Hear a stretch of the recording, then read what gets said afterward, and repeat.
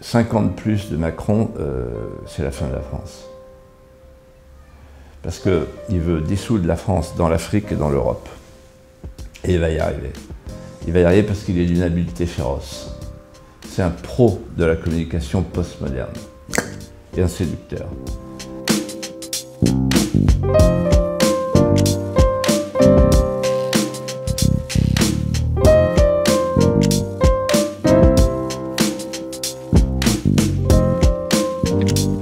Moi, je pense que les jeux ne sont pas faits.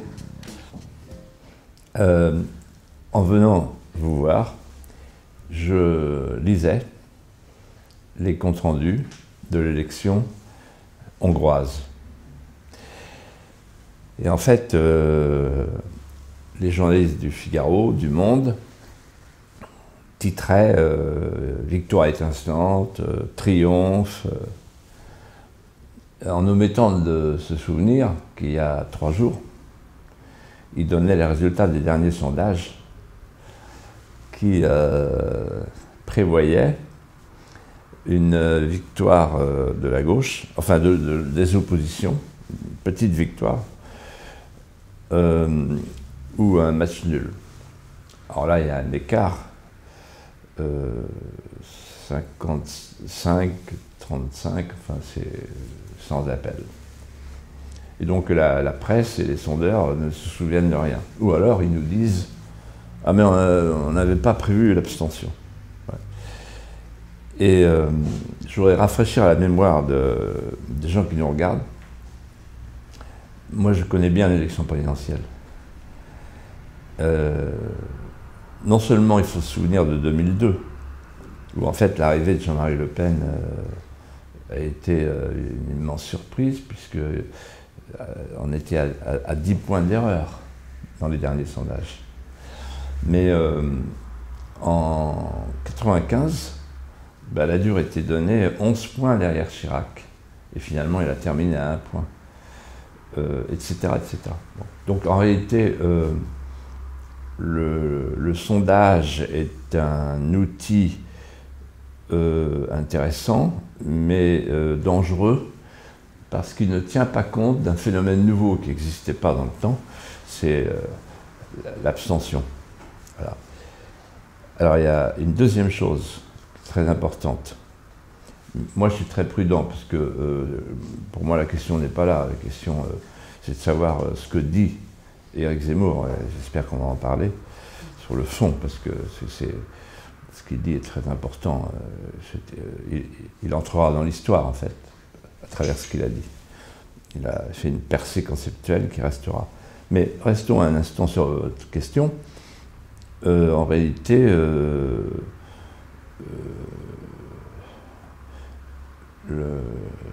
il se passe une chose. Par exemple, chez moi, je ne dis pas où, mais enfin, en Vendée, j'ai des carottages. Et les maires me disent, on n'entend rien. Ah bon? Ouais, mais comme jamais. On est à 3 jours de l'élection, à 4 jours de l'élection présidentielle, on n'entend rien. C'est-à-dire que les gens ne s'expriment pas, les gens n'en parlent pas. Et quand c'est comme ça peut vouloir dire 2 choses. La première, c'est qu'ils s'en foutent. Donc, abstention record. Et deuxièmement, ils vont se venger. Ils ne veulent pas dire ce qu'ils votent. S'ils se taisent, c'est qu'ils ont une raison de se taire. Alors, aujourd'hui, voter Éric Zemmour, c'est plus difficile à dire sur le forum que Macron, évidemment. Voter Macron, c'est voter moderne, c'est voter postmoderne, c'est voter mondial, c'est voter progressiste. Donc vous dites à n'importe quel sondeur et à n'importe quel voisin, je vote Macron. Voilà. Par contre, Zemmour, on se cache. Zemmour, c'est sulfureux. Voilà. J'ai connu ça. Bon. Et puis le jour du vote, dans l'urne, on se lâche. Voilà. Donc, est-ce qu'il y a un vote caché? C'est possible. Est-ce qu'il y a une France du vote caché? C'est probable.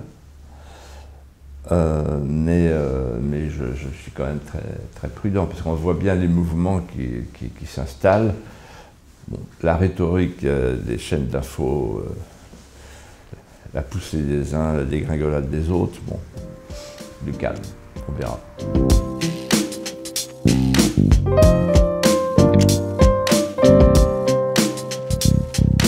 Oui. Alors, moi, je connais bien Emmanuel Macron, puisqu'il m'a approché. Je me suis laissé faire parce que c'était intéressant comme poste d'observation. Mais je le connais très bien. Bon. Alors, je vais vous dire, c'est un homme extrêmement dangereux. Je le voyais l'autre jour à son meeting, aller d'un prompteur à un autre prompteur, tout est faux. Rien n'est juste. La tonalité, c'est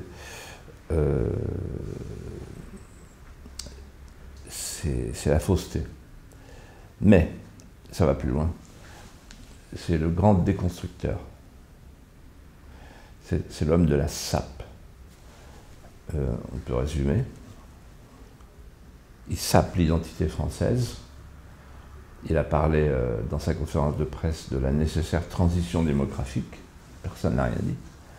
Transition démographique. Donc, il accueille avec bonne conscience le grand basculement démographique. Ensuite, il détruit la souveraineté, puisqu'il veut une souveraineté européenne. Il a déjà commencé. Bon. En fait, le pouvoir en France n'a plus le pouvoir, et le pouvoir, c'est quand on l'a. Troisièmement, il détruit l'État, avec McKinsey. J'y reviens dans un instant. Et quatrièmement, il détruit la famille.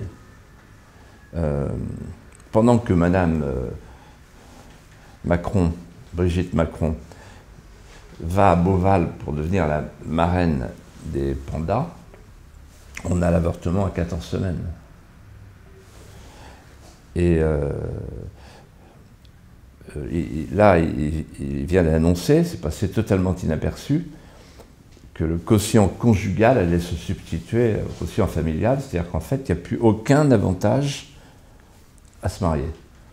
Donc, c'est l'homme de la... Quand je dis le déconstructeur, c'est la désaffiliation, qui est l'acte ultime de la déconstruction. C'est-à-dire qu'il veut fabriquer... C'est le Young Global Leader de Davos. Il y a un Anglais qui dit il y a les gens de From Somewhere, de quelque part, c'est mon cas, enraciné, et les gens de From Anywhere. Lui, il est From Anywhere. Et il veut que la France soit un morceau, un territoire du marché mondial planétaire, bobo bohème, marché planétaire de masse, livré au consumérisme et à l'hédonisme. Voilà, c'est ça, Macron. En fait, il y a des gens en France qui font le vide, et puis il y a des islamistes qui remplissent le vide. Voilà ce qu'on est en train de vivre. Et parce qu'il veut dissoudre la France dans l'Afrique et dans l'Europe. Et il va y arriver. Il va y arriver parce qu'il est d'une habileté féroce. C'est un pro de la communication postmoderne. Et un séducteur.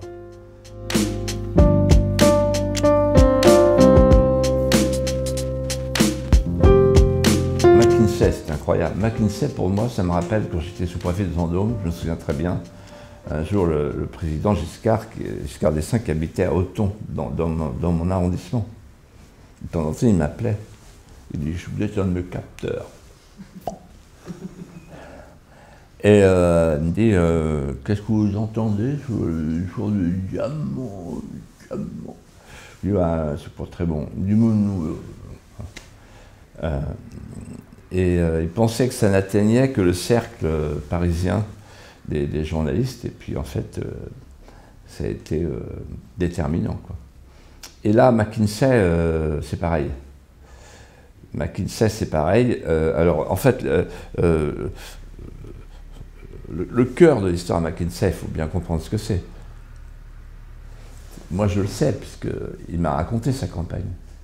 Donc il m'a dit, il avait une trentaine de gens de McKinsey, ils s'en vantaient à l'époque, qui travaillaient pour lui bénévolement. Il me dit, c'est comme au Puy du Fou. Sauf la suite, c'est pas comme le Puy du Fou. Donc vous avez 30 têtes d'œufs de chez McKinsey qui travaillent bénévolement pour le candidat Macron, ministre de l'économie. Et ça dure depuis longtemps, parce que apparemment l'initiateur, c'est Jacques Attali, l'homme de la fabrique de l'homme nomade, bon, qui est à la manœuvre derrière tout ça. Bon. Donc première étape, des bénévoles qui aident Macron à devenir président de la République. Deuxième étape, il y a des contrats pharaoniques pour les cabinets de conseil, dont McKinsey. Et troisième étape, McKinsey, qui est conseiller de Pfizer, la boîte des vaccins, qui devient en fait le cabinet d'inspiration de M. Véran, avec au passage Maël de Calan, qui est conseiller de Mme Pécresse. Bon, c'est comme le carrousel de la place d'en face, il manque personne, il y a tous les petits chevaux. Voilà. Et donc McKinsey, en fait, normalement le parquet national financier aurait dû ouvrir une enquête. Parce que, quand même, il y a un lézard. Rien. Il y a de quoi tailler plusieurs costards, comme dirait Fillon. Rien. Voilà.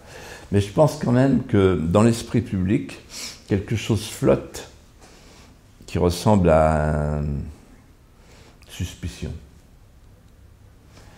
Qu'est-ce qu'ils font de notre argent, etc. Mais moi, ce que je vois, moi je me souviens très bien de la conversation à la rotonde avec Macron et Brigitte. Ils étaient tous les deux, ils m'avaient demandé, j'étais là à l'étage, j'étais sous l'escalier, donc je suis venu les voir. Et il dit, qu'est-ce qu'il faudrait à votre avis pour rétablir l'État? Et je lui dis, il faudrait que le président habite le corps du roi. Et il dit, ah, la formule. Alors il connaissait la formule, donc le double corps, le roi n'est plus un homme et il ne s'appartient plus. Hein. Et il dit, vous voulez dire le régalien? Je dis oui, la verticalité, le mystère et le régalien.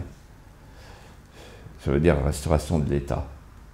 L'État garant, l'État honnête, l'État transparent, l'État impartial, l'État qui surplombe les féodaux. C'est ça qu'il faut faire. Ben, on y est. Les féodaux ont pris le pouvoir. Mais derrière ce que je suis en train de vous raconter, il y a quelque chose de bien plus grave, que personne n'a vu. Mais moi, j'ai vu. Parce que je connais très bien la mécanique de Maastricht.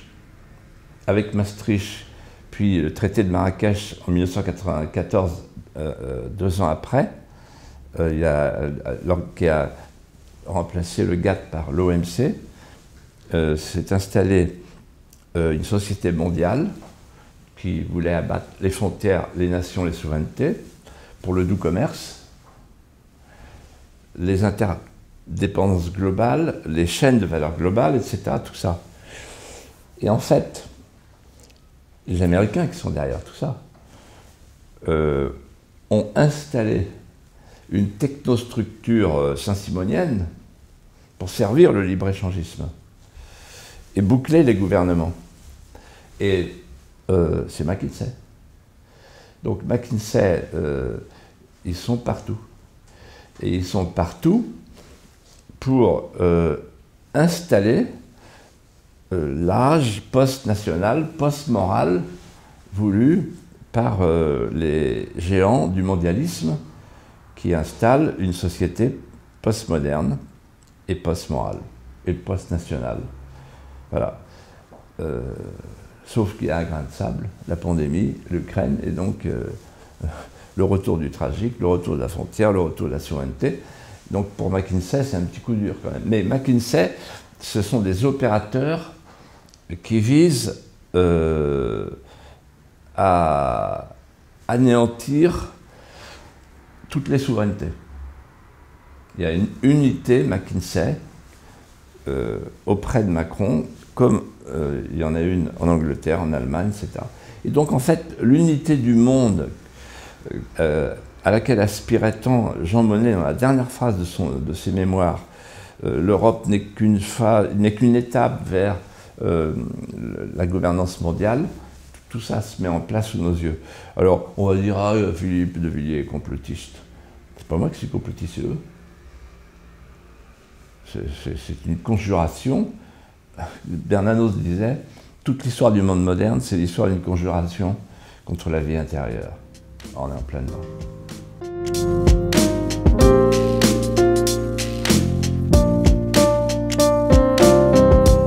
Je leur dirais d'abord que je les comprends, puisque de toute façon, depuis des années, on leur ment. On leur ment parce que on leur fait croire que le pouvoir a encore le pouvoir, alors que le pouvoir est parti ailleurs. On leur ment parce qu'on a cessé d'éloigner ceux qui ont un tout petit bout de pouvoir, donc les maires, les intercommunalités, les départements, les régions, qui n'ont plus aucun sens, aucune identité, puis ensuite l'État, Bruxelles, Washington, l'OTAN, la Banque de Francfort, etc. Donc il reste rien. Bon. Donc en fait, ils sentent des gens. En fait, un abstentionniste, c'est quelqu'un qui se dit « plus personne ne me protège, donc je ne crois plus en personne ».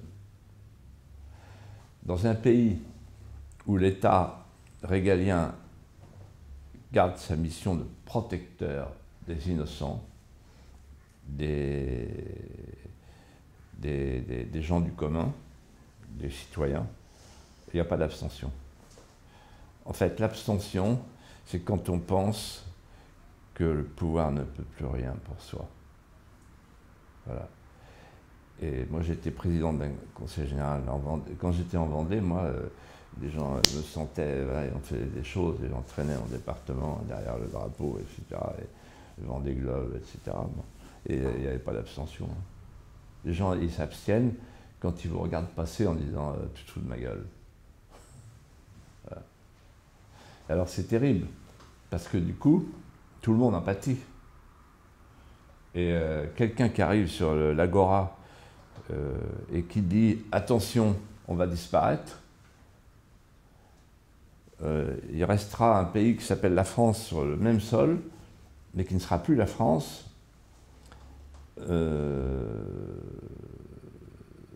Eh ben, il n'est plus écouté, ou en tout cas pas assez entendu. Et il s'agit d'Éric Zemmour. Donc, c'est pour ça que j'ai quitté la politique, en fait, il y a 10 ans. Parce qu'à un moment donné, je me dis, bon, bah, je vais faire autre chose, parce que de toute façon, voilà. Faire autre chose en amont, faire de la métapolitique pour faire comprendre aux Français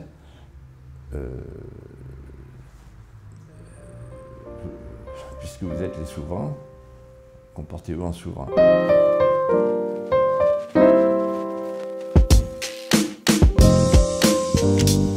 Il y a une chose essentielle qui explique l'abstention et que les hommes politiques ont bien compris. C'est que le citoyen est devenu un consommateur. Et vous avez des candidats qui s'intéressent plus à la fin de l'essence qu'à la fin de la France.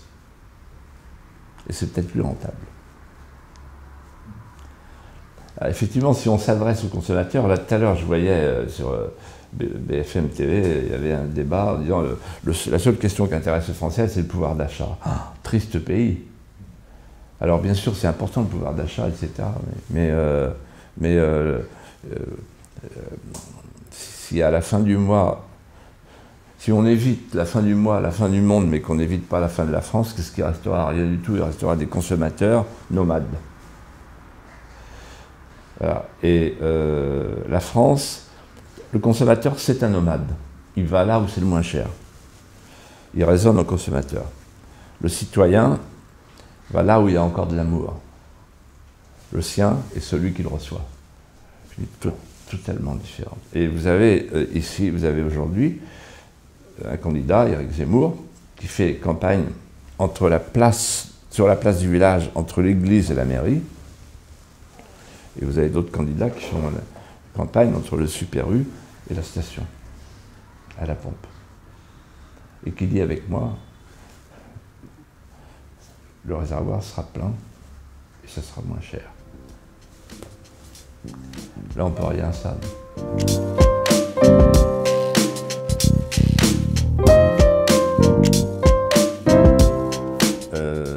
La France n'a jamais été dans cette situation. Il y a eu des revers, il y a eu des occupations, il y a eu des défaites, il y a eu des humiliations.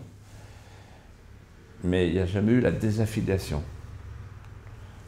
Il y a toujours eu des Français réfractaires, des Français résistants. Il y a toujours eu le rebond. Toujours. Ce que la France n'a jamais vécu, c'est ce que nous vivons là.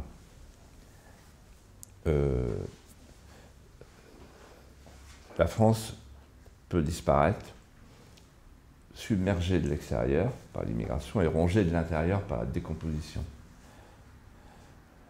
Et donc elle pourrait être remplacée. Et quand je dis remplacée, je pense à plusieurs remplacements. Le remplacement d'une population par une autre, ça se voit à l'œil nu. Le remplacement d'une civilisation par une autre, le mouvement à la charia, le djihad, mais aussi le remplacement d'une société par une autre. C'est à quoi moi je suis très sensible étant rural. Mon père me disait, la différence de la campagne à la ville, c'est qu'à la campagne on se dit bonjour dans la rue, en ville on ne se dit plus bonjour. Bon. C'était le passage d'une société de voisinage aux repères traditionnels à une société distanciée, numérisée, digitalisée, le webistan, désaffiliée, la société de l'hygiénisme d'État liberticide, de l'eugénisme, avec l'euthanasie qui est devant nous, là, projet Macron, et du post-humaniste dans lequel le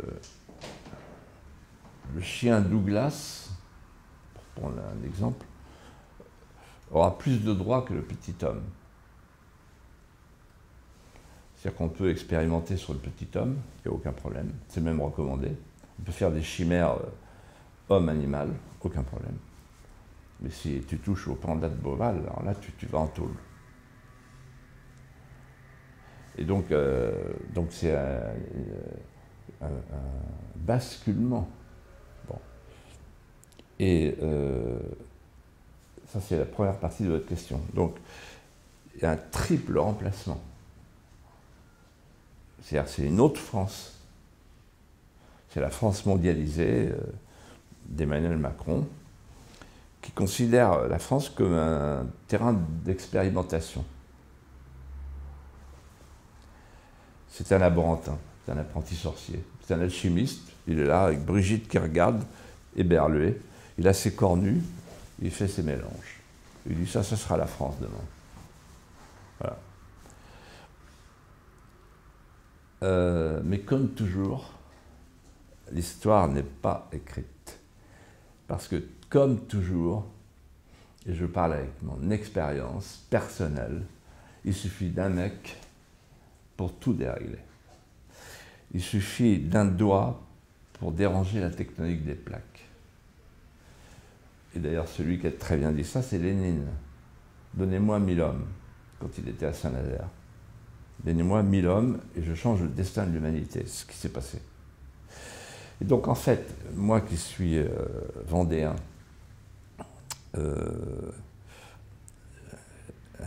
admirateur de Charette. Charette, quand il meurt, Travaux lui dit tant d'héroïsme perdu, et Charette se relève et dit monsieur, rien ne se perd jamais.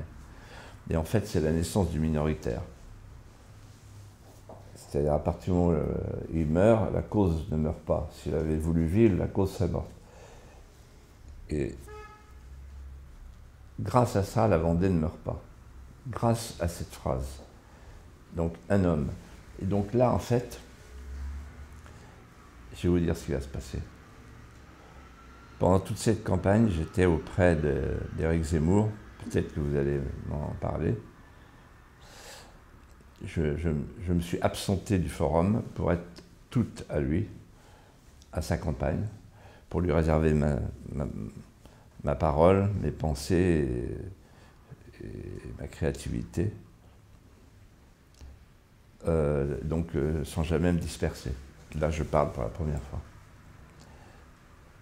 Et en fait, en l'observant, je me suis dit, tous les jours, il va laisser une trace. Je lui ai dit dimanche soir, après le Trocadéro, on a pris un pot, et je lui ai dit, tu resteras dans l'histoire. Parce que c'est lui qui a fait la percée conceptuelle.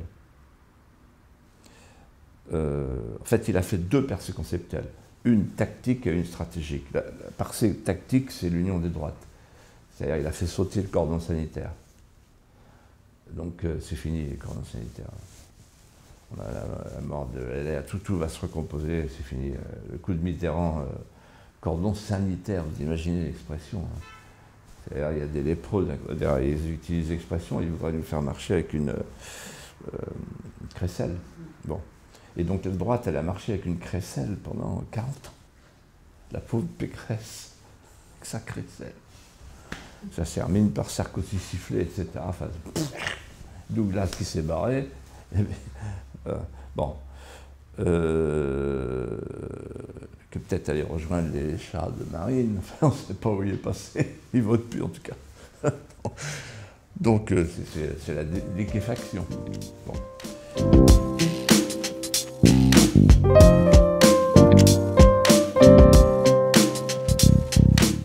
Et moi, qu'est-ce que j'ai vu?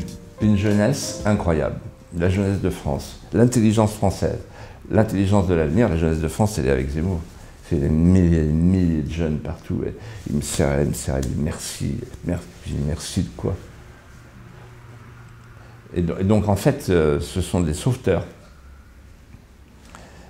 Et il me rappelle exactement le mot de Solzhenitsyn qui me dit un jour, vous serez dans les catacombes. Il fera noir, mais petit à petit, sortiront des catacombes des jeunes gens aux mains vacillantes, tenant un petit lumignon qui deviendra une luciole et qu'ils iront déposer sur la place publique.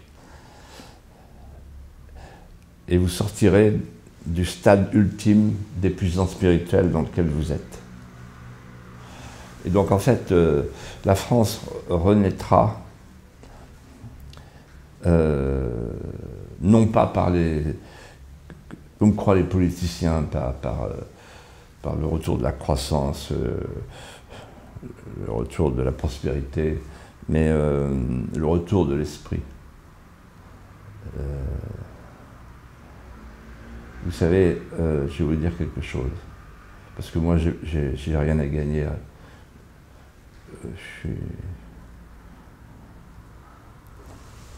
J'ai rien à protéger, j'ai plus d'ambition. Ce que je pourrais protéger, c'est mes lauriers, mais je préfère, j'arrive à l'âge où on préfère à la couronne de laurier la couronne d'épines, qui a failli brûler dans Notre-Dame de Paris. Et donc, je vais vous dire quelque chose. Pour moi, il y a une image qui résume la France. C'est que Clovis, sur le conseil de Geneviève et de Clotilde, Clovis qui est un barbare, qui croit au Dieu Wotan, qui est loin du christianisme et de l'arianisme, il fait le déplacement à Tours. Et là, il se met à genoux devant le tombeau de l'apôtre des Gaules qui a partagé son manteau.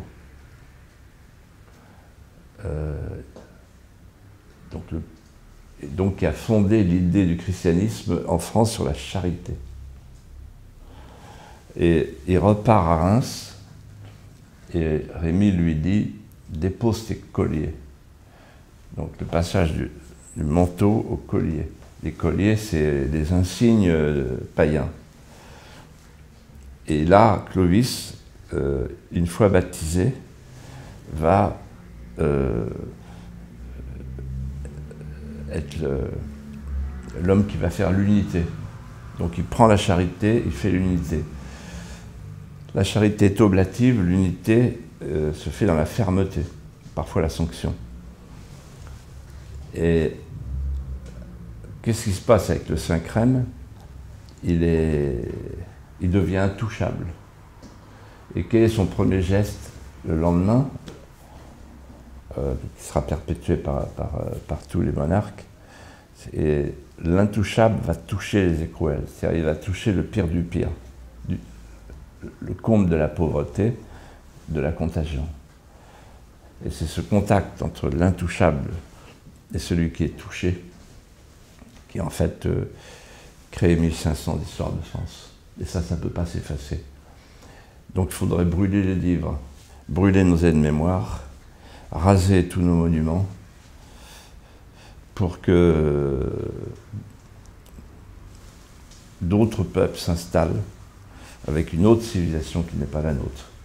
Il y aura toujours des résistants. Il y aura toujours des résistants. Chateaubriand dit à un moment donné dans ses mémoires, de toute façon, j'ai eu connaissance d'un peuple de l'Orénoque où il n'y avait plus que 12 mots qui se promenaient à la cime des arbres, répétés par des perroquets devenus libres. Et il dit, ça pourrait nous arriver un jour. Et Pierre Chaunu m'avait dit, un jour, la mémoire peut se rétracter au point qu'il n'y a plus de transmission du tout et qu'on ne sait plus, que vous ne saurez plus, que vos enfants ne sauront plus d'où vous venez. Mais ça, j'y crois pas, depuis cette campagne. Et puis, depuis ce que j'ai fait dans ma vie, qui m'a montré qu'en réalité, encore une fois, la tectonique des plaques ne dépend que des hommes. Et ce sont les minoritaires qui gagnent. Donc je ne sais pas ce qui se passera pour la majorité dimanche, mais ce sont les minoritaires qui gagnent. Et les minoritaires, il ne faut pas se tromper. C'est pour ça que les médias ont peur. Les minoritaires, ils sont chez Zemmour. Reconquête. Le mot est très bien choisi. Et Zemmour, c'est l'homme qui incarne cette incroyable percée conceptuelle. En fait, il a trois qualités. Premièrement, il dit ce qu'il voit, comme dirait Peggy. Pas de démagogie, ça lui vaut parfois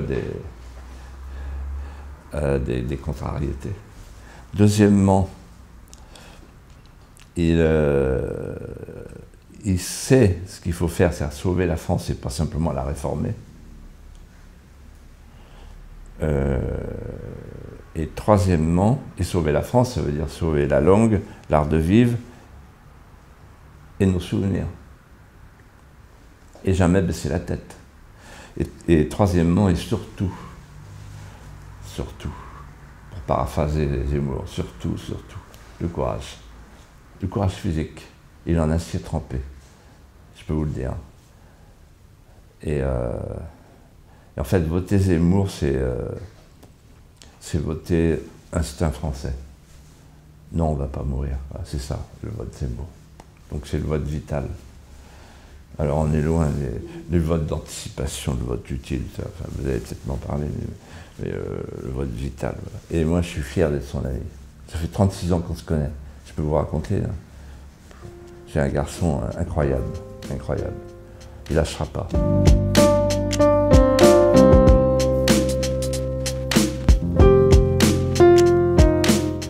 Avec Macron, ou ses déclinaisons, qui acceptent l'européisme, le mondialisme et l'immigrationnisme, par manque de courage, on aura un État définitivement dépecé aux mains de McKinsey, le cabinet conseil du mondialisme. Donc ils nous referont une pandémie, etc., pour nous machiner la crypto-monnaie, le machin, l'identité numérique, tout. Le truc chinois, là. Ah ouais, Gabriel Cluzet, vous avez acheté un livre de Philippe de Villiers, 3 points en moins. On a vu sur... Ouais. Voilà. Non mais bon. Donc un État dépecé, une France qui sera plus souveraine, la souveraineté sera définitivement transmise à Bruxelles. De 2 millions de migrants légaux qui rentreront par quinquennat, puisque c'est 400 000 par an avec Macron. Faites le calcul. Et puis,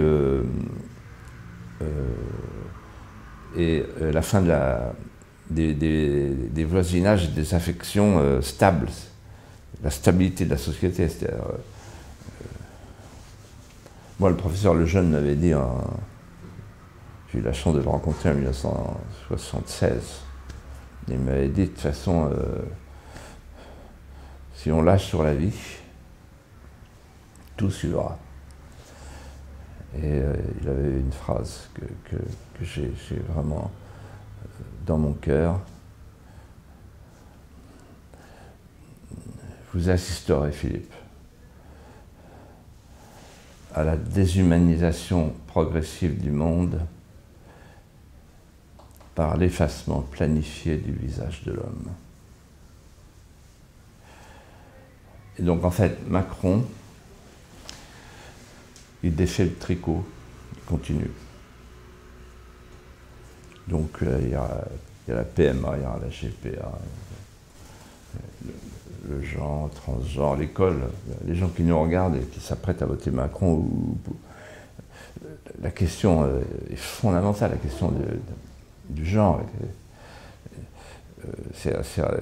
On est dans une rupture anthropologique majeure. C'est-à-dire qu'il n'y a plus beaucoup de différence entre la mort et la vie avec l'euthanasie. Il y a la distinction. Il n'y a plus trop de différence entre l'animal et l'homme, puisqu'il y a des candidats qui veulent donner un statut à l'animal. Alors que le petit homme devient un objet d'expérimentation. L'homme, objet, l'animal, sujet. Il n'y a plus de différence entre les sexes, puisqu'on peut choisir son sexe. Je me sens femme. Qu'est-ce que vous voulez que dise le prof? Et je me sens femme, et donc je vais jouer au foot avec les femmes. Je vais être avant-centre. Voilà. Je n'invente rien. Ça vient de se produire pour la natation. C'est-à-dire que toutes les distinctions, il n'y a pas de société sans une hiérarchie distinctive.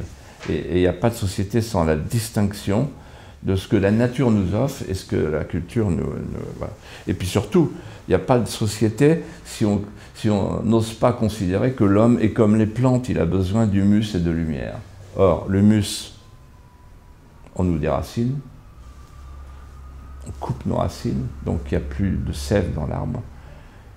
Et la lumière, on ne permet plus à nos enfants d'y accéder. On éteint la lumière. La phrase de Viviani, nous avons éteint dans le ciel les petites lumières qu'on ne rallumera plus. Et qui faisait dire à Jaurès, nous avons interrompu la vieille chanson qui berçait la misère humaine, et la misère humaine se réveille avec des cris.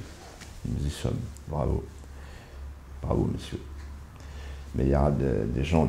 Moi, je me suis battu toute ma vie, jusqu'à mon dernier souffle, je me battrais comme un Monty Python, on peut me couper les bras, on peut me couper les jambes. J'ouvrirai toujours ma gueule. Et là, je suis fier d'être l'ami de Zemmour. Vous savez...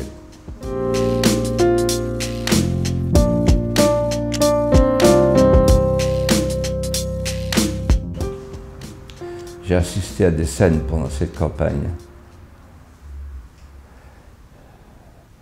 notamment en Arménie. On s'est retrouvés un jour dans la...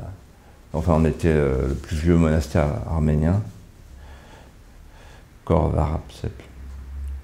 Et il y avait une fosse profonde qu'on appelle la grotte de Grégoire l'Illuminateur, qui était le premier confesseur de l'Arménie, celui qui a converti l'Arménie, qui a été puni par le roi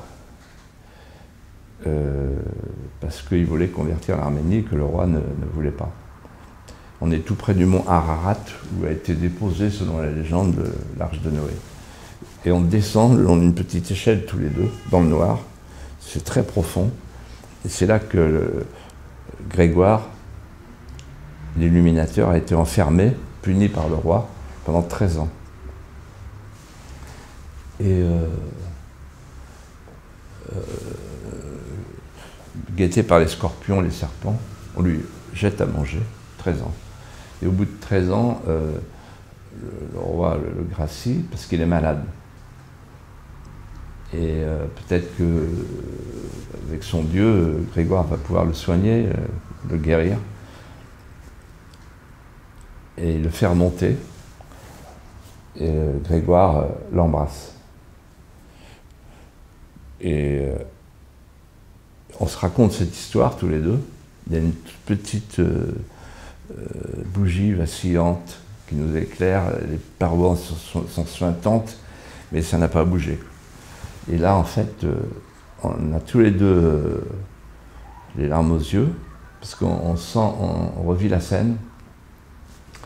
Et là, je dis à Eric, tu vois, la chrétienté. Il me dit oui. Le pardon, cette alchimie du sentiment qui convertit le mal en nouvelle chance. S'il n'y a pas le pardon, il n'y a pas de société possible. Et à ce moment-là, Eric me prend dans ses bras et il me dit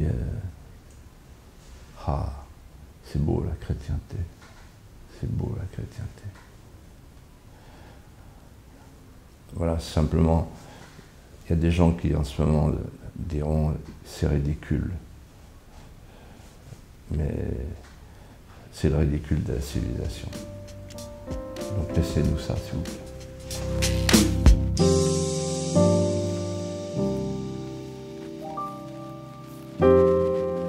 C'est drôle. C'est drôle parce qu'on m'a dit ça, moi, quand j'étais à sa place. C'est pour ça que j'ai tant de sympathie pour lui, parce qu'il lui arrive exactement les mêmes colibés, etc. Mais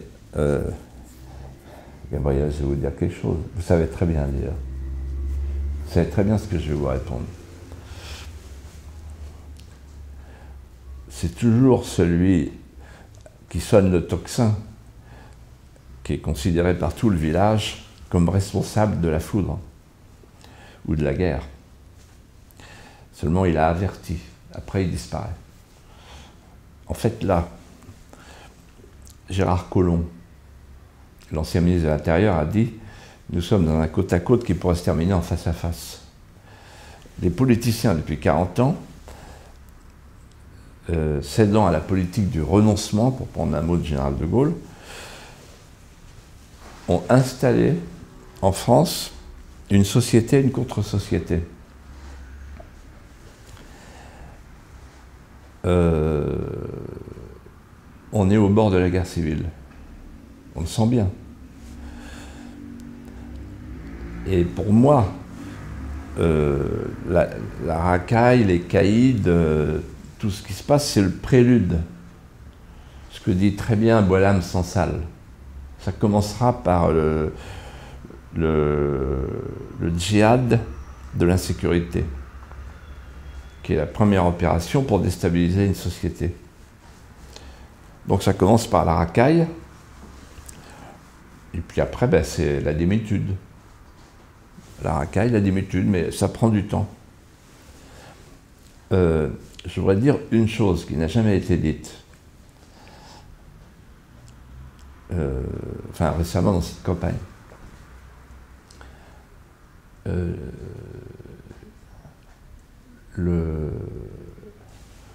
Quand l'islam s'installe dans un pays, les chrétiens d'Orient le savent très bien. Les Tolédans le savent très bien. Et Urban m'a dit, vous ne connaissez pas la bataille de Moax, c'est 125. Je dis, bah non. Ah, bah voilà. Donc, allez-y, faites mumuse avec l'islam, faites mumuse avec l'islam. Mais pas nous. Parce que nous, on sait. Que l'islam, vous en revenez pas. Enfin, il faut 7 siècles, quoi, quand il s'installe. Vous savez que quand on installe une mosquée, c'est une terre d'islam après. Et donc, on a tous vocation. Islam, ça veut dire soumis, à être soumis. Voilà. Donc, aujourd'hui, on installe l'islam en France. Et celui qui dit « je préfère le brandon de Notre-Dame qu'a sonné la libération de la France au muezzin de Creil », on le regarde d'un œil torve, en disant « fauteur de guerre ». C'est toujours pareil, ce sont toujours les collabos qui gagnent dans un premier temps. Puis viennent les résistants. Là, on a les collabos, ils occupent tout. Ils occupent les médias, les collabos. Ils occupent enfin, ils sont à la tête des élites. Le grand patronat qui veut des salaires pas chers, etc. Depuis Pompidou, on connaît l'histoire. Alors, simplement, je vous dis une chose très simple pour qu'il n'y ait pas d'ambiguïté. Moi, je fais la différence entre l'islam et les musulmans. Et je vais vous dire comment. Donc, l'islam est incompatible avec la civilisation française pour 3 raisons. La charia, c'est un code qui s'occupe de la vie entière. Donc, le mec qui croit que la République va dicter sa loi au prophète, c'est un naïf, un candide. La parole incréée. Il y a la charia, il y a l'oulma. La oulma, c'est la communauté des croyants. En d'autres termes, il n'y a qu'une seule patrie dans l'islam, c'est l'islam. On appartient à l'islam. On ne peut pas appartenir. Ce que m'a très bien expliqué Hassan II. J'ai passé 3 heures avec lui, on était amis. Il m'a dit, vous êtes fous. Et troisièmement, le djihad. C'est-à-dire que le djihad, c'est la conquête. Pas forcément la conquête guerrière, la conquête pacifique. Quand le christianisme a cessé, comme vous le savez, depuis un certain nombre d'années, notamment depuis Vatican II, de toute forme de prosélytisme, au nom du vivre ensemble, le djihad, c'est la conquête. La conquête des âmes, la conquête des cœurs, la conquête des quartiers, c'est la conquête. C'est la loi de l'islam. Voilà. Alors après, le musulman, c'est différent. Il y a l'islamisme et le musulman modéré. Alors le musulman modéré, c'est un musulman qui ne lit pas le Coran. Donc il est modéré.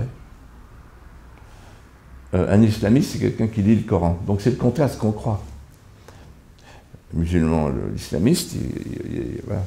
Et la différence entre l'islam et l'islamisme, l'islam c'est un islamisme patient, l'islamisme c'est un islam pressé. Donc on a ça sur le territoire français là. Voilà. Donc on a eu l'émigration de travail. Le patronat a demandé à Pompidou, voilà, il faut baisser les salaires, très bien, bravo. Après, Giscard, l'immigration de peuplement. Puis après, on a eu, avec Mitterrand, l'immigration de rédemption, parce qu'il fallait un lumpenprolétariat de substitution aux ouvriers, puisque avec le capitalisme sans entrailles mondialisé, 1983, il n'y avait plus d'avenir pour les ouvriers français, donc il fallait évidemment une classe ouvrière de substitution. Donc on est allé chercher la petite main jaune, avec Bernard-Henri Lévy, donc les nouveaux juifs, les immigrés, etc. Moi j'ai vécu, je l'ai vu cette manœuvre. Et après on a eu Terranova, etc. Sarkozy qui dit l'islam modéré est dans les mosquées, l'islam radical est dans les caves, il faut donc sortir l'islam des caves et construire des mosquées, à l'UOIF, etc. Donc ça fait 40 ans qu'on essaye d'acclimater en France ce qui n'a jamais marché dans le monde. Partout où vous mettez l'islam et la chrétienté, ça se termine mal. C'est pour ça que Zemmour, avec un génie créatif et sémantique incomparable, dit on va vers la libanisation de la France. La libanisation de la France, on sait ce que c'est quand on connaît bien le Liban. Ben, ça veut dire que c'est la guerre civile. Alors voilà qu'on accuse Zemmour de dire attention, je suis pour la paix. En fait, récemment, je parlais avec lui et je lui ai dit, en fait, tu appliques le principe de saint Thomas d'Aquin qui disait « la paix, c'est la tranquillité de l'ordre ». Donc l'homme d'ordre, l'homme pacifique par excellence, et surtout quand on le connaît, c'est Zemmour. C'est un homme de paix. Simplement, il dit ce qu'il voit. Et comme il est plus intelligent que la moyenne et qu'il est surtout plus lucide que la moyenne, René Char disait la lucidité, la blessure la plus proche du soleil. C'est dur d'être lucide, vous souffrez. Parce que vous voyez les choses que les autres ne voient pas. Le con, il ne voit rien. Il est là devant la caissière en disant je l'ai bien la boîte de machin. Ouais, toi, tu l'as ta boîte, tu payes. Bon. Donc il dit bon, voilà, après on va regarder le match. Voilà. Mais Zemmour, lui, il voit. En fait, je peux témoigner, quand vous êtes conscient Quand vous êtes conscient, vous devenez une conscience dressée. Et quand vous êtes une conscience dressée, vous souffrez. Alors après, on se console en disant que dans le mot France, il y a le mot souffrance. Et il y a aussi l'espérance qui rime avec la France. Voilà. Voilà. Mais en réalité, Zemmour, il a très bien compris ce qu'il voulait faire. Lui, il voulait toucher les jeunes. Donc, le reste viendra par surcroît. Mais ce grand mouvement de reconquête qui s'installe partout en France, avec 120 000 adhérents en quelques jours, qui remplit le Trocadéro et le fait déborder,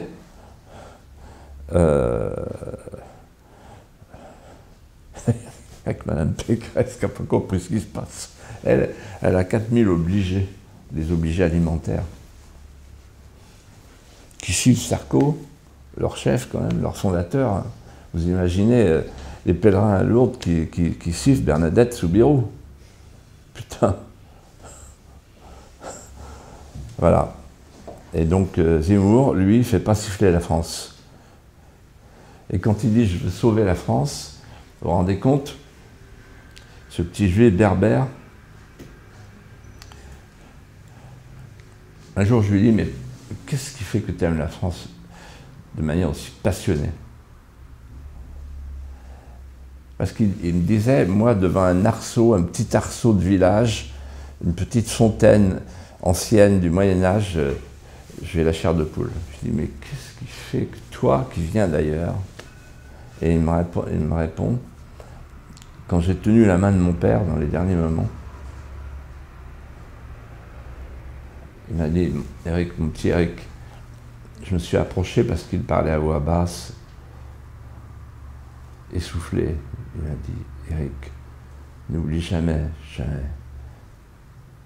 La France nous a pris dans ses bras. Il faudra que toute ta vie, Eric, toute ta vie, à ton tour, tu saches prendre la France dans tes bras.